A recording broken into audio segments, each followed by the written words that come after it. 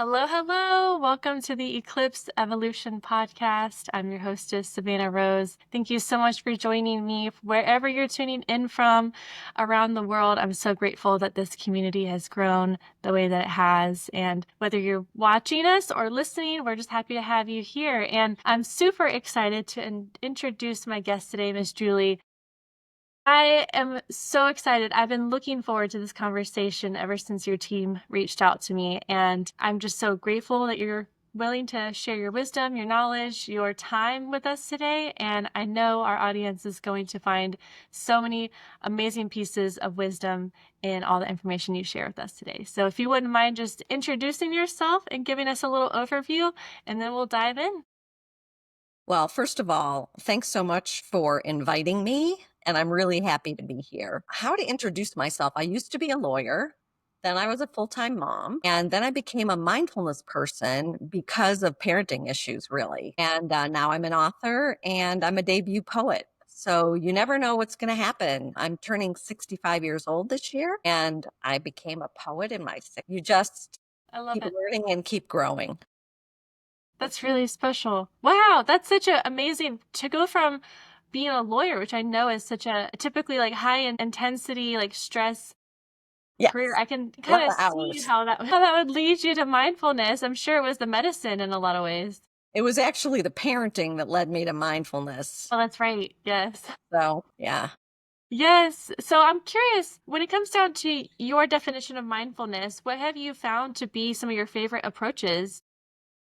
So, I think about mindfulness as paying attention to what you're doing when you're doing it without judgment. That's all it is. So, you could be holding a glass of water and feeling the cold glass in your hand and then looking at the color of it and then taking a sip of it and then noticing how it feels in your mouth and then swallowing. That's a mindfulness in daily life activity. I do it with my morning coffee every morning, not with the whole mug. I'm not a Buddha, but with the first couple sips, Yeah. right? And I do it when I'm brushing my teeth. I close my eyes so that I can have the whole sensory experience. I do it when I'm cooking.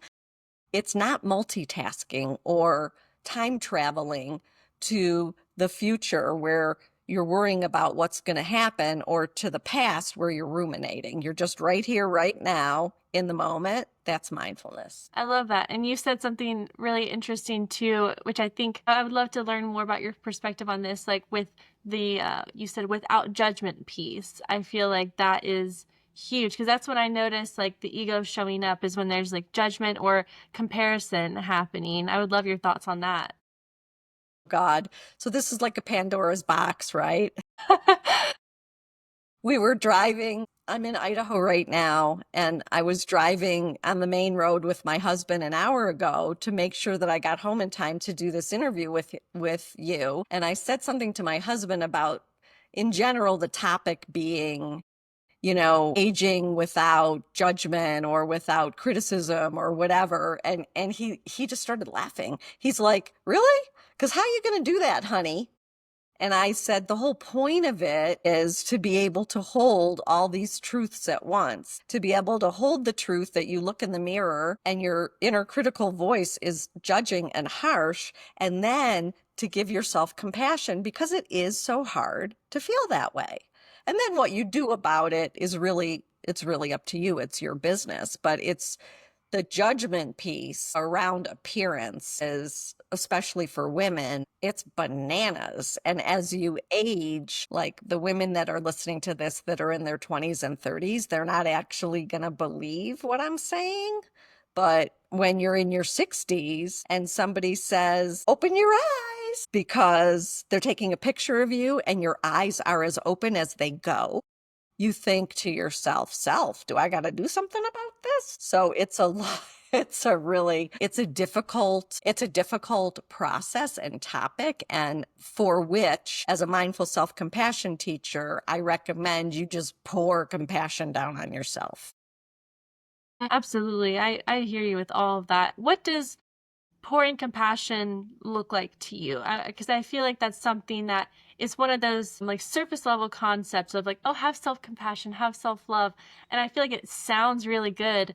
But if we are unfamiliar with that, or maybe haven't grown up in a household that practices that, or maybe that critical voice is the louder one or has been the louder one, I'm curious, like, how do you learn that self-compassion? Well, I actually teach the Mindful Self-Compassion course. That's how I got started in teaching in 2014. And one of the pillars of Mindful Self-Compassion is the self-compassion piece, which is treating yourself as you would treat a dear friend. So sometimes people don't have an inner compassionate voice. And over the course of the weeks of learning how to do mindful self compassion, you internalize the voice that you would use when you're talking to a dear friend. That is your compassionate voice. You turn it around and point it at yourself. The other pillars of mindful self compassion are mindfulness, because you have to know you're suffering in order to be nice to yourself, and common humanity, which is a big, huge, helpful pillar, because if you realize that maybe 1 billion people are feeling the same vulnerability or sadness or grief or whatever it is at that moment that you're feeling, it'll help you feel isolated. And if you're less isolated, you're less likely to slide into depression. I love that. I'm writing that down. The common humanity piece. I haven't heard that before, but it makes so much sense. I think that's one of the kind of, I don't know, maybe that's the light side, because I know there's a ton of shadow side to social media. Like, it can, I think, add to some of that critical thinking with ourselves, because so many things online are airbrushed or edited, or there's Filtered. tons of stuff on there of, like, you can have this procedure, you can have that. Like, there's so many solutions available that are maybe not really solutions, who knows. But I think one of the light sides of social media is what we're seeing more and more is this kind of advocacy for authenticity and that relatability piece, like that connecting to the common humanity that you mentioned. Because I think when we are suffering and are in that pain or grief, it can just by default feel so unique to us and therefore Exactly. isolating. But I think you make Exactly. such a good point of, like, knowing that can be some of our greatest connection points. Yeah. And can I say something about social media here? Please. Because, social media really does get a bad rap. But on my Mindful Methods for Life, which is my business Facebook, Yeah. it's just lovely there. Oh, And I've curated it so much that on my news feed, I just have other poets and other like personal growth experts and a lot of artists and wildlife photographers. So when I go in there, it's like, maybe I'll decide I'm going to spend 20 minutes. It's just nice. It's not I love that. garbage.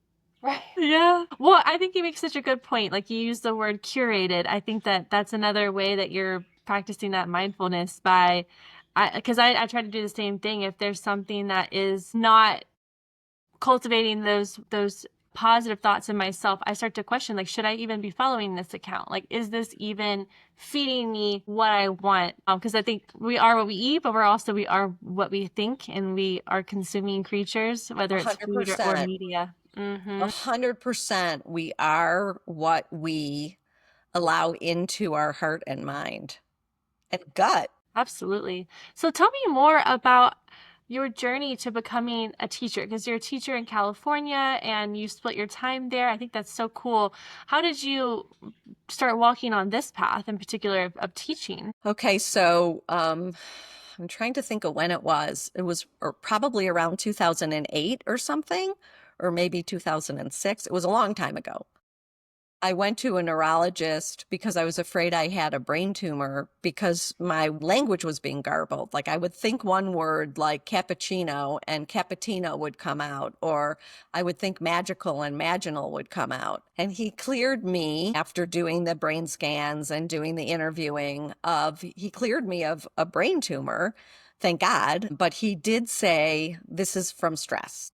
And he recommended mindfulness based stress reduction. That's MBSR. And your viewers can find that course all over the world.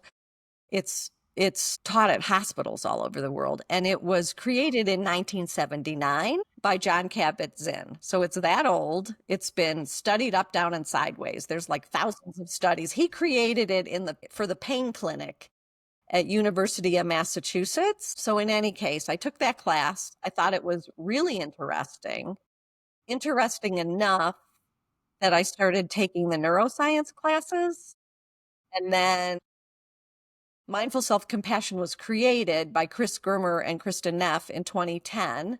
And I took that class at UCSD Center for Mindfulness because I was on their email list because that's where I had taken MBSR. And that class added the component of self-compassion explicitly, kind of built on MBSR, but way more self-kindness, self-compassion, the common humanity thing.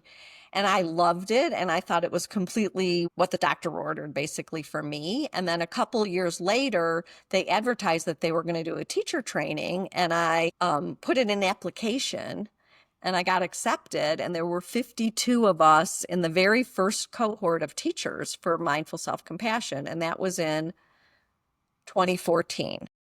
And so there were 49 therapists, me, a recovering lawyer, and a physical therapist. And it was an incredible 5 days. And right when it was over, then there was mentorship and whatever. I started teaching it right away. And then very quickly, I started adapting it because I wanted to synthesize other people's trainings and shuffle the deck so that they would get best practices. So I wanted to put Rick Hanson's work in the front, and I wanted to put Brene Brown's work in the middle, and I needed to have some Tara Brach in there and some other teachers that I found, Dan Siegel, and, that I found really transformative for me. And so that's where Mindful Methods for Life got created. Wow. That's so cool. That's so comprehensive. I don't know all the authors that you mentioned, but I know a couple of them, and I feel like, gosh, that has to be just such rich curriculum that you're sharing with folks. I'm jealous. That's amazing. That's so cool. I can send you a handbook that I made. Oh my gosh, I would love that. Thank you. Yeah, that sounds fabulous. I'm so curious too. So your book, when did you said that's been out for a few years now, right? Well, I've written two. So the first one is Life Falls Apart, but You Don't Have to. Mindful Methods for Staying Calm in the Midst of Chaos. And that's more of like a mindfulness memoir. So it's stories and then prescriptive in each chapter. And then during COVID, I created SNAP as a system to regulate our emotions. And so then I wrote a book about SNAP, going back through prior writings and blogs and reworking them to show how SNAP would work for basically every kind of suffering that you're having. So that's why I wrote SNAP, because I had been teaching RAIN, recognize, allow, investigate, not identify, or nourish, which happened to not identify in later years because of the self-compassion movement. And SNAP's better. So I thought I needed an update. It Yeah. was being taught since the 80s. Yeah. Well, it sounds like you're a true innovator where you see the need and you create to fill it. I think that's really special. Thank you. So SNAP, and that's an acronym in and of itself. What does that stand for? It stands for Soothing Touch, Name the Emotion, Act, and Praise. Mm, And soothing touch gives you oxytocin and endorphins. It's the mammalian caregiver response. So when you put your hands on your body where you find it soothing, and it could be you've got one hand on your belly and one on your heart, or both on your belly, or you're cradling your face, or you're hugging your arms, or you just have one hand nestled in the other in your lap, you're going to have like from your brain, you're going to get those feel good hormones, because when an infant cries and it gets picked up, those hormones get released in the infant and in the adult. So we don't need another human to do that. I don't need to say to you, give me a hug, hang on for 12 seconds, because we can do that for ourselves. So that's miraculous, right? That's brain science. And then the N is name the emotion. What I'm doing by name it to tame it is I'm giving the prefrontal cortex, which is right behind your forehead, enough seconds to come online. Okay, so first we did soothing touch, which is a couple seconds of feeling the warmth of your hands on your body. Then you're naming it, and you're thinking about it. Oh, is it anger? Is it fear? Is it rage? Is it grief? What it is, you name it. Then it's act. What do I need to hear right now? And you say it to yourself. And that is the penultimate mindful self-compassion question. Julie, sweetheart, this too shall pass, or you're actually safe right now. Nobody's chasing you, or whatever it is that is your problem. You say to yourself what you need to hear. And then part B of ACT is the doozy. It's your toolbox. What do I want to do? This is your power. What do I want to do? What do I choose to do right now to change my channel, to shift my mood? And so at the beginning of every workshop, I have people free associate what brings them joy. And they end up with a big list. And it could be anything from calling a friend, walking outside, taking a bath. For me, it's Carole King radio. My husband calls it vagina radio on Pandora. So you're in your car, you can't take a bath, but can you put on vagina radio? You know what I mean? So it's going to be very unique to you what that toolbox is. And then when you feel better, the P of SNAP is praise. And the praise is cool because it can be good job, Julie. Thank you, Rick Hansen. Thank you, whoever are your teachers. Or it could be thank God, thank Jesus, thank Allah, thank Buddha, and it just kind of smooths you like it's like an on-ramp into the gratitude practice, which makes all areas of your life better. So snap, soothing touch, name the emotion, act, and praise. And I teach it like that head, shoulders, knees, and toes kind of thing, hokey pokey kind of thing, so that it's neuro-linguistic programming so that people remember it. But then once they have it, they don't need to do those hand motions. Unless that's part of their soothing touch, right? That's fun. Oh, I love it. That's so fun. That's such a just the flow of it all makes so much sense, and it's such a great practice. And I think it just makes a lot of sense to do the comforting piece before we try to apply the logical stuff. Because I think Because you want the brain hormones. right. Because what's happening so this is the Dan Siegel brain when you use your fist like that. And this is your amygdala, which is the most primitive part of your brain in the back. That's where the fight, flight, freeze is. And you want to get your prefrontal cortex online. So all the beginning of that snap practice is to down regulate the cortisol and adrenaline so that you then can make yourself feel better.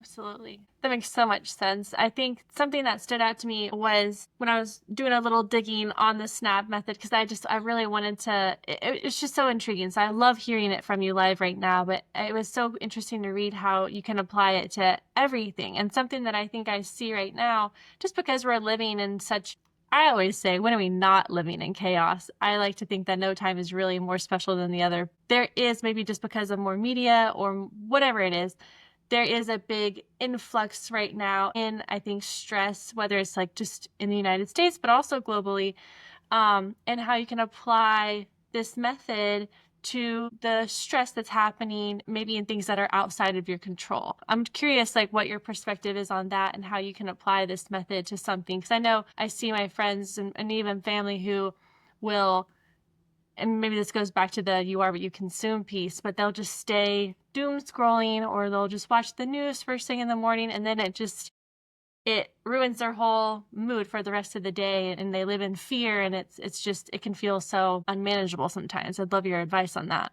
Well, here's the thing about all that. It'll make you sick. Yep. So in order to take care of yourself and in order to protect your immune system, you have to cut that out. No more doom scrolling. Limit your news consumption. I read the news. I don't watch the news. And I really curate what news I'm willing to consume. I really like Barry Weiss's The Free Press. I just love how balanced it is. It usually doesn't upset me. So we have a lot of power that we leave on the table when we become victims of what we're allowing to come in. So just don't do that anymore. Just stop it. How's Absolutely. I that? mean, well said. Yeah. You remind me of that SNL skit that's like I forget who is the actor in it, but it's like the psychologist and they're coming in with their problems. He's like, "Well, stop. Just stop doing that." But it really is that simple, right? So here's the thing though, seriously. Let's say you're watching something and you get really upset. You just do snap after you. For me, it's my heart, right? That's my go-to. You wait until you really feel the warmth of your hands on your body. Then you name the emotion. And it could be, if it's the news, it could be hopelessness, it could be horror, it could be grief, because the news is just horrifying usually. So you name that. You tell yourself what you need to hear. This too shall pass, the good and the bad always passes. You're safe right now. Maybe you feel guilty that you're safe right now because other people are not safe right now, right? You give yourself love for that. Then what do you want to do? And you might want to be the helper because being the helper feels good. So you might look for boots on the ground organizations that are helping the flood victims in Texas in the high country, or that are helping, you know, children issues that are tearing you up right now in all kinds of parts of the world, or whatever it is. So you can snap that. And then the P praise piece is really important. So, I was flipping before when I said cut that out. But if you can't cut it out, then you can at least be nice to yourself and shift your mood so that you don't go out into society with a black cloud around you because you're going to bring everybody else down. I saw a lecture like maybe last month, and the woman was so brilliant. And she said, it's really our responsibility to find, hold, and have hope. And I was thinking, exactly, because we're mirroring each other's neurons. So if you go out in society and you're at the bank, well, people don't go to the bank anymore. They're going to teller machines. But you go to the grocery store and you're in front of a cashier and you're just negative. I mean, she'll feel your energy and it'll bring her down. Whereas if you're filled with loving kindness, because you've been waiting online and you've been wishing all the people's heads in front of you, may you be safe, may you be happy, may you be healthy, may you live with ease. By the time you get to her, you're kind of buoyant. She appreciates it. And then the person in line after you gets the benefit of that. Absolutely. I think it's so important to remember and to remain mindful of just how connected we really are. Right. And that we have agency, we Mhm. have power. Mm. Mhm. Absolutely. What are other ways that you would suggest people getting in touch with that sense of agency within themselves if maybe it feels far away or maybe it's a new concept for them? Well, I think if they write out a joy list and then they choose things to do on it and they see that they feel better, it's like the proof is in the pudding. And then there's an experience dependent neuroplasticity piece to this, For which is sure. when you're taking in a positive mental state and you enrich it and absorb it for a dozen seconds or so, it pushes to a neural trait. So you're making these happy bridges in your brain every time you do it. And then the negative ones get pruned out. Mm. So you Mhm. get a happier brain, so then you become a happier person. Mhm. Mhm. That's so well said, and I love just how it really is that simple. I think that sometimes when we overthink things or maybe we just hear messaging around like you have to chase that carrot at the end of the stick. I think it really is just about coming back and remaining in the present, the right here and focusing on that and just so much more can open up from there. Mm-hmm, for sure. Well, that's amazing. I'm so curious. You mentioned or I believe actually your team mentioned this when we were chatting about the self-care essentials that you recommend. I'm curious, like what some of those are and what you would maybe recommend for other people. Self-care essentials. Well, so my toolbox is going to be different than your toolbox, but I like to spend time in nature. That's a big self-care piece for me. So right now in Idaho, it is just too freaking hot. If I'm up early enough in the morning, I sit outside with my coffee and I listen to the birds. In San Diego, I do that every morning. That's a big self-care piece for me. Moving my body in some way. For me, I love jogging in the water, aqua jogging, or taking a walk. Yeah. So, all the things that you do that are on your joy list are going to be your self-care essentials. I love And it's taking a bath. Yeah, that's one of mine too, for sure. For sure. And just switching a little bit, I'm curious because I know one of your specialties is the self dialogue around aging and making that more of a gentle thing with ourselves. I'm curious because I feel like, is this something in your studies that you've noticed is uniquely, or maybe not, but I feel like maybe the negative self talk about aging is perhaps a uniquely American thing, because when I see aging and elders in other countries, like Japan, for example, they're so revered, or even in Native American cultures, the elders are like the top dogs. Like they're the most respected, the most cherished, the most protected. And I feel like in American culture, we just don't have that same reality, unfortunately. I feel like that's something that is close to my heart because I've always, I don't know. Maybe it's because I had fantastic grandparents. I'm not sure, but I've just always appreciated my elders. So it makes me really sad when I don't see that happening around me. But I'm just curious, like whether it's just what we see in culture or even in our dialogue with ourselves around our attitude on aging. What have you noticed with that narrative? I haven't done any research, and I think what you said is common sense and it's spot on. And I know that in America in the last, probably 80 years or so, families aren't staying together. Like the children grow up, they move to another house, they move to another town, sometimes they move to another state. So like the nuclear family where the elders are being taken care of is unusual now. And then the appearance thing, that's a whole nother story. And I don't really think that you're going to know how it feels until it's you. Because I imagined that I would be completely comfortable just aging gracefully, and that I'm a mindfulness teacher. I teach meditation. All of the lines on my face are part of the tapestry of who I am and the life I've lived. And that's all gorgeous and hunky dory. And then I look in the mirror and I go like this. I pull up, what about if I could just pick this up and, oh, eyes open, and my forehead? So, I do these things in the mirror and then I just have to say, Julie, sweetheart, you're good. You're good. You know what? You have really good content. And for a 64-year-old woman, you're beautiful. Now, for a 30-year, like, do you look like what you looked like 10 years ago, 20 years ago, 30 years ago? No, you don't.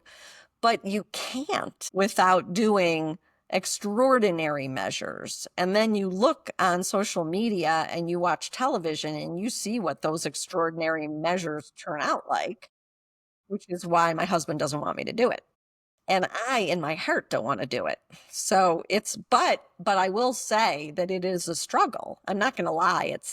I'm telling the truth. It's a struggle. Oh, I'm sure. Yeah, absolutely.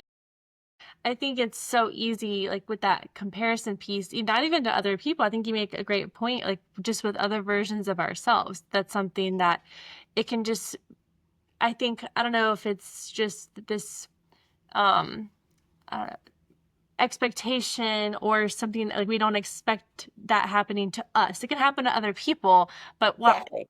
does it happen to me now? It's so it kind of is very humbling, I think, I sometimes. wrote a poem about it, about aging like that, because when I was young, I used to look at my mom's friends and think that they kind of let themselves go.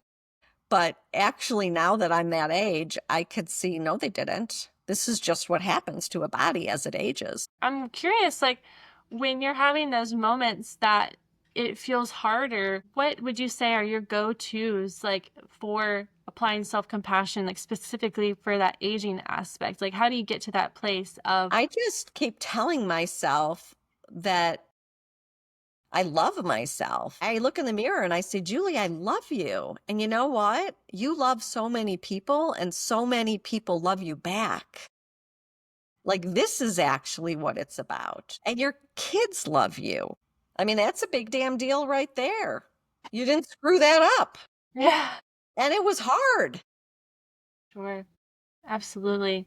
That makes a ton of sense. I feel like, especially as women, like if we choose to have children, that can be such a great motivator because I don't have children of my own yet, but I know I see this kind of transition happening with a lot of my friends who have kids of just their body changing so differently, like seemingly overnight, and kind of having that like almost like a grief period of like going from maidenhood to motherhood and their body looks so different. And I know I'm not in that place yet, so I can't speak on experience, but I'm so quick to remind them. I'm like, your body literally created a little person. I'm like, that is crazy. Like, No, I what? know. And And then, yeah. it's kind of like a freak show what happens. I used to have this fantasy that I could just make the baby in my drawer where all the soft things are, like the camisoles and the panties, and I could go in there and feed it and it wouldn't have to be blowing up my insides, like busting out my hips and my rib cage and they'll never go back to the way they were before. Now, I will admit that I have a singleton, a son, and then I have identical twin girls. So Wow. carrying twins is a whole nother Yeah. freak show of a story. And I was on bed rest from week 18 when I went into preterm labor because of the amniocentesis until they were delivered at 2 days shy of week 36. And week 36 is like the target for twins. So I was down for those 18 weeks with a toddler who wanted to play toys. Wow. That's wild. I'll have to definitely make sure my best friend hears this episode because she has a similar journey. She had her son who was a singleton, and then she had their twins. And I didn't know her at that time, but she showed me videos of her when she was like on her due date with her twins, and she looked so different. And she was like, I can't believe I did that.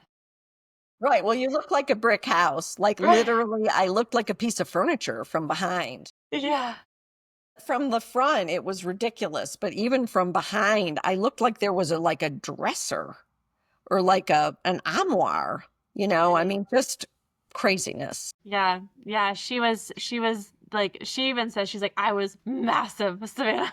I'm like that's wild. But her babies are beautiful and healthy and that's something what That's a what gift it's that our about. bodies. And Yeah. my daughters are 30 years old. That's so special. Yeah, it's just like I think women we don't I think the narrative is starting to change in the community or in our culture some, but I feel like there hasn't been historically enough credit given to women and like what we are truly capable of, not just like the emotional labor that we're able to do and provide, but the like physically like creating this little person in our body. It's wild and how we don't have any say of like, oh, I'll give you 80% of the food, the rest I'm keeping from you. Like that fetus is gonna take what it wants at the cost of us. Think maybe your generation will change the paradigm and the conversation because you already are. Like we didn't even talk about it. Yeah, I think the conversation is so important because, like you said, it is a big paradigm shift, and I think what we're seeing a lot right now in this culture is a huge need for women's voices and that advocacy and like that sisterhood, and I think that that really does start with the self-compassion piece that you And teach. telling the truth, like telling the truth, like when your kids are in preschool and in grade school and in middle school and in high school, and whether they go to college or they don't go to college, like moms should be able to tell the truth to other moms and not have to make up stuff to like keep up. Mm-hmm. Mm-hmm. That's so true. So, as whether it's with your journey or what you've seen around you, what kind of, in place of the truth, what do you notice? People just lie or they just omit, you know? So I just tell the truth. And when I tell the truth, it makes other people feel more comfortable being vulnerable and telling their truth. So I just think it's a way better way to operate on the planet. And it's much more peaceful. Yeah. Absolutely. Absolutely. I mean, going back to that the common humanity piece. I mean, I want to say it's Ram Dass. I hope that's right, where we're all just walking each other Walking each home. other home. Yes. Walk Yeah. around us. Exactly. Exactly. Yeah. And I think that's so important. I think that's something that, again, the paradigm shift I'm seeing right now and trying to cultivate myself is just not that we have to put all our dirty laundry out there because we do deserve privacy, but I think not. I think the days of like trying to have this quote perfect life, it's revealing to be just so meaningless and so empty. And for what? Like why? I think more and more people are starting to ask, like, why am I doing this? Or who am I doing this for?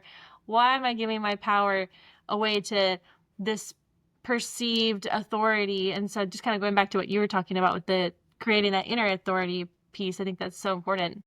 Well, you said something just now that sparked something in me. So there's a difference between self-esteem and self-compassion. Mm.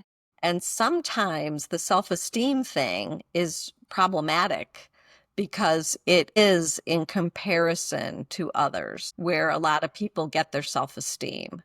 Whereas self-compassion, you're just being nice to yourself because it's hard or because it's not hard. You're just being nice to yourself. I mean, it's much more nourishing. Absolutely. So how would you describe, or maybe what would your definition of self-esteem be, and how can it be used in your benefit? I probably shouldn't have brought this up because I don't have a really gelled answer for self-esteem. I just know that from a very young age, kids get self-esteem when they get a better grade or they win at that, relay race, or they get a trophy or whatever it is, and they have the right shoes or the right backpack or whatever it is, and it's kind of insidious where they feel good about themselves because they have whatever that thing is. And then as they grow up, that gets internalized, and that's their self-esteem. And that's really dangerous because life is full of pitfalls and failures. And it's when you have self-compassion and you have a failure that you can be kind to yourself, and you're more likely to try again and to build resilience and to be successful. Like self-esteem is kind of brittle. Mm-hmm. Did that Yeah, make it makes me. sense? Go ahead. What was that? Did that make sense, that It answer? did. It did, absolutely. And it kind of, what it sparks in me is it sounds like self-esteem and self-compassion, it's almost like the yin and yang. Like you kind of need both. Like the self-esteem maybe is like the do, like maybe like the pride we feel from doing. But if we're only getting our sense of pride from doing, that's the road to burnout. I know that all too well. So if we learn how to just have that self-worth from just being and are able to float in that yin and kind of bounce between the two, I think that leads to a nice balance and not one or the other is dominating. I think that's a great, I think Thank you. Yeah. Hey, I appreciate it. I've loved exploring these concepts with you. They're concepts that are so close to my heart and again, just so in tune with my audience and what I like to share personally on and hear from others. I'm so curious if you have anything that I didn't touch upon already that you would like to share with our audience today. only, okay, to remember that you have power. I just want people to leave this conversation knowing that they have agency and power over their mood. Regardless of what chaos is going on, they can find a moment or 2 moments or a half hour or an hour of calm in the chaos just by using their power, using their toolbox, going to their joy list, doing one thing after the other until they feel better. Absolutely. Yeah. Well said. Well said, Julie. I really appreciate it. And so if others would like to learn more about you, to learn where they can find your books, how can folks get in touch with you? My website's a library, mindfulmethodsforlife.com, and just take some time noodling around in there. The reading and resource section is really robust. It's got all my teachers' books, and actually, books from authors that I don't even know personally, but helped me immeasurably, I'll put on there also. And it's got other people's websites, and it has my media tab, which has hundreds of interviews. And Balanced Mind with Julie Potiker is a podcast. It's free, and it's just guided meditations. That's all it is, with a poem at the end. And I recommend everybody just try it, even if they've never meditated. Just try it. It can't hurt to try it. And it can really help. Yeah. Oh, I can't wait to try that. You said there's a poem at the end of each meditation? Each one, yep. Oh my gosh, yeah, I'm sold. That sounds right up my alley. I love that. And I'll put the links to everything in the description as well so y'all can track her down very easily. But Julie, thank you so much. This was such an amazing conversation. Just gave me so many things to noodle on myself, and I really appreciate your time today. Thanks so much, Savannah. It was great speaking with you. My pleasure. And thank you to everyone who tuned in today. This is Eclipse Evolution. Again, I'm Savannah Rose, and this was our amazing guest, Julie, today. Thank you so much again. Thank you all, and I will talk to you later. Bye for now.